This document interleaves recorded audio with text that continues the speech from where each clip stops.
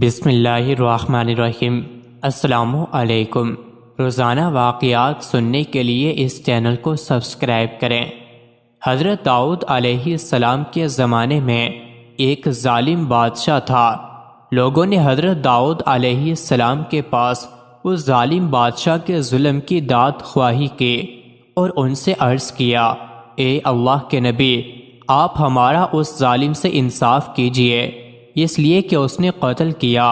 چنانچہ حضرت داؤد علیہ السلام نے اس کو سولی کا حکم دے دیا۔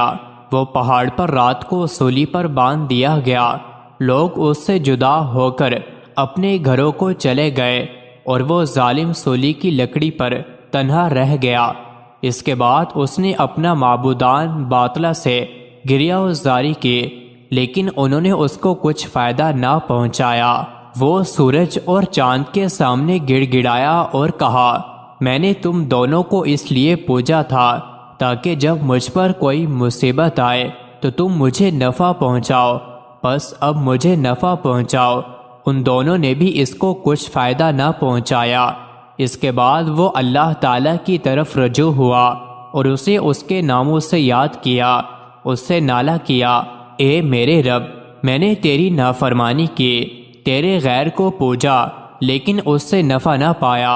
اب تیرے پاس آیا ہوں، تو حق ہے تاکہ تو میری مدد کرے، بس اپنی رحمت سے میری مدد فرما۔ اللہ تعالیٰ نے فرمایا، اس نے اپنے معبودان باطلہ کو عرصہ دراز تک پوجا لیکن ان سے نفع نہ پایا۔ اب مجھ سے پناہ مانگی اور مجھ سے دعا کی، میں نے اس کی دعا قبول کی۔ بلا شبہ میں مضطر اور پریشان کی دعا قبول کرتا ہوں۔ اے جبرائیل علیہ السلام، میرے اس بندے کے پاس جاؤ اور اس کو زمین پر سلامتی اور عافیت سے اتار دو۔ چنانچہ حضرت جبرائیل علیہ السلام نے ایسا ہی کیا۔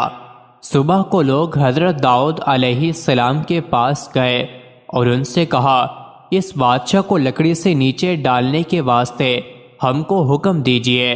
چنانچہ حضرت داؤد علیہ السلام نے ان کو حکم دیا۔ جب وہ لوگ اس کے پاس پہنچے تو اس کو زندہ اور صحیح و سالم زمین پر پایا۔ اس کے بعد لوگوں نے حضرت داؤد علیہ السلام کو اس کی اطلاع دی۔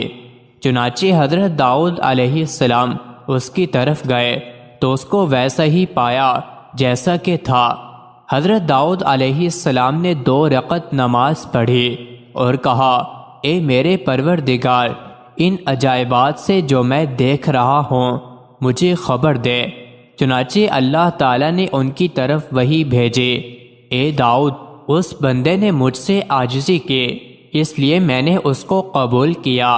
اگر میں بھی اس کی دعا اور عاجزی کو نہ قبول کرتا جیسا کہ اس کے معبودان باطلہ نے نہ قبول کیا تو مجھ میں اور ان میں کیا فرق ہوتا؟ اور جو شخص میری طرف رجوع کرتا ہے میں اس کے ساتھ ایسا ہی کرتا ہوں۔ اے داؤد، اس کے سامنے ایمان پیش کرو، وہ ایمان لائے گا اور اس کا ایمان راسخ ہوگا۔ میں ہی توفیق دیتا ہوں اور راہ راست دکھاتا ہوں۔ مزید ایسے ہی ویڈیوز کے لیے چینل کو ضرور سبسکرائب کریں۔